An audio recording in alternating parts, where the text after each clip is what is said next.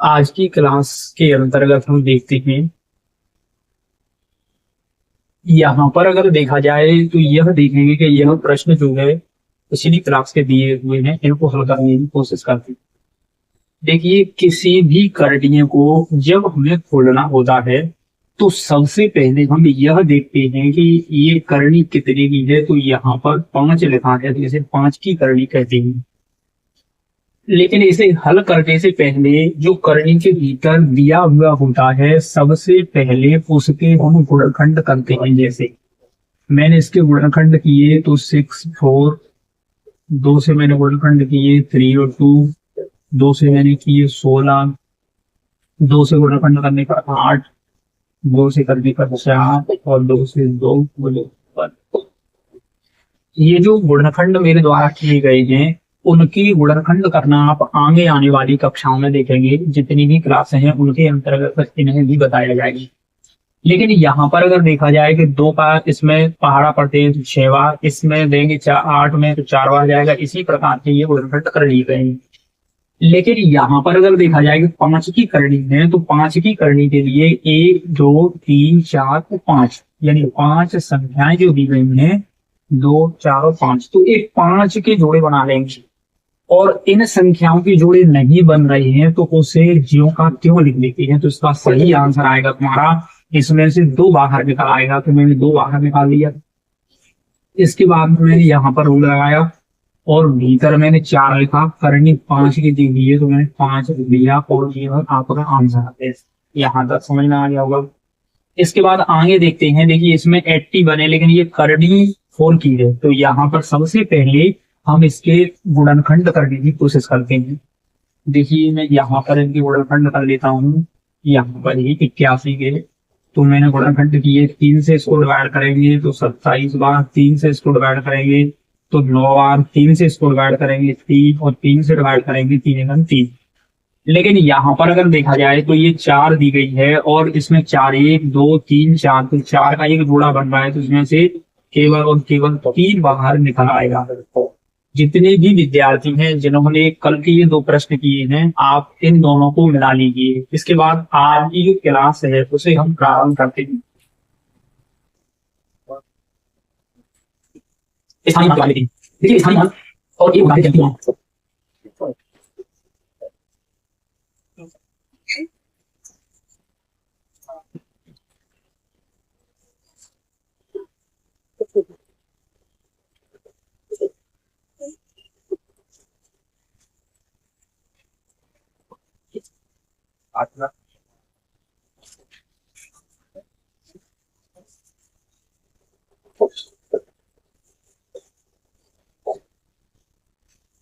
यहाँ पर देखिए, ये है स्थानीय मान।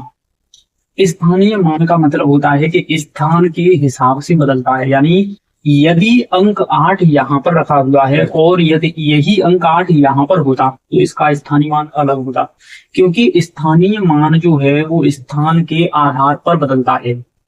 और जातीय मान अगर देखते हैं तो जातीय मान जो है उसी संख्या का कभी भी बदलता नहीं है। जिस प्रकार हमारी जो जाति है वह चेंज नहीं होती है स्थान बदलने पर, लेकिन स्थान बदलने पर स्थान जरूर चेंज हो जाता है। जैसे अगर हम ग्वालियर में रह रहे हैं तो ग्वालियर वाले कुछ लोग कहते हैं, इंदौर के अंतर्गत रह रहे हैं तो इंदौर वाले कहते हैं। तो इसी प्रकार स्थानीय मान परिवर्तित होता है, लेकिन अगर देखा जाए तो जातीय मान बदलता नहीं है। ऐसे एक उदाहरण यहाँ पर देखते हैं। यहाँ पर लिखा हुआ है 8, तो 8 का स्थानीय मान देखिए तो जो इकाई अंक होता है उसे ज्यों का त्यों दे देते हैं। तो 8 का स्थानीय मान कितना होगा 8। इसके बाद 6, तो 6 अगर देखते हैं तो 6 का स्थानीय मान यहाँ पर 6 लिख लेंगे और इसके बाद में देखेंगे कितना अंक है। तो यहाँ पर 1 अंक दिया गया है तो यहाँ पर 1 जीरो लिख लेंगे। इसके बाद देखते हैं यहाँ पर 4 लिखा हुआ है तो यहाँ पर 4 लिख लेंगे। उसके बाद अंक देखेंगे 1 और 2, तो 2 अंक दिए गए हैं तो यहाँ पर हम 2 जीरो लिख लेंगे। इसके अलावा यहाँ पर अगर हम देखते हैं ये दिया गया है 2, तो मैंने यहाँ पर लिख लिया 2।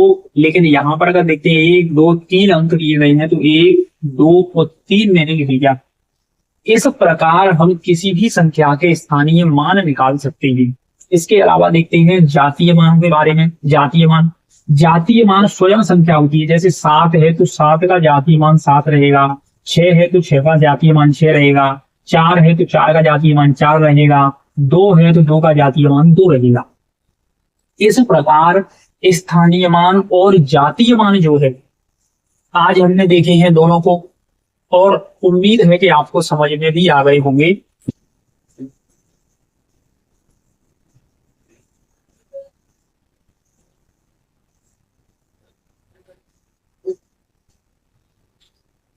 से है अभाज्य संख्या के बारे में देखते हैं।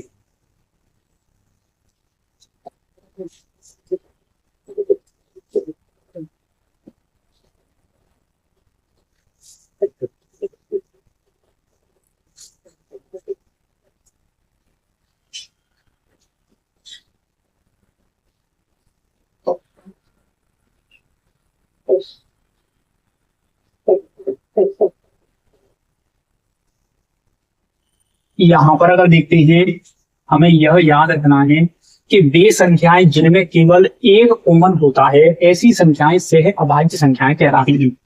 जैसे कॉमन का मतलब होता है कि दोनों संख्याएं किस किस से विभाजित होंगी। यहां पर अगर देखें तो ये दोनों संख्याओं में एक HCF यानी कॉमन है, जो हम आगे की क्लासों में देखेंगे।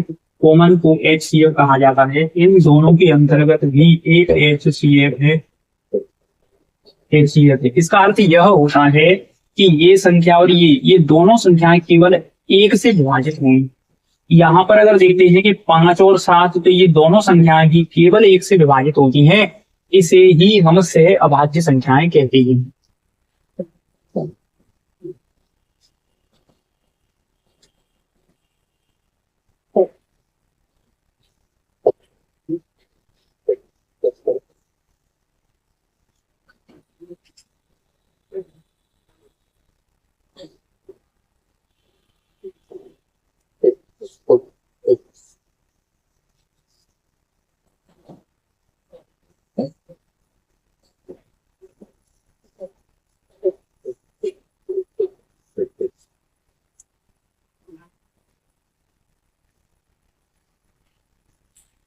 यहाँ पर अगर देखा जाए कि एक न तो भाज्य संख्या है और न ही अभाज्य संख्या है। जो एक दी गई है ये न तो भाज्य संख्या है ना ही अभाज्य संख्या है।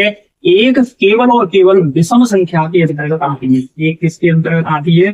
तो एक जो है केवल और केवल विषम संख्या के अंतर्गत आती है।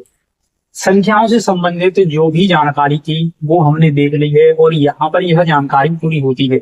इसके बाद आने वाली अगली क्लास के अंतर्गत हम विभाज्यता संबंधी नियमों को देखेंगे। लेकिन इससे पहले मैं 5 प्रश्न आपको हल करने के लिए दे रहा हूं, जिनके आप कमेंट में आंसर बताएंगे। यदि नहीं आएगा तो मैं बाद में उनको हल करवाऊंगा, जिससे आपका अब तक जो भी हमने पढ़ा है क्लासों के अंतर्गत उसका अच्छे से रिवीजन हो जाएगा।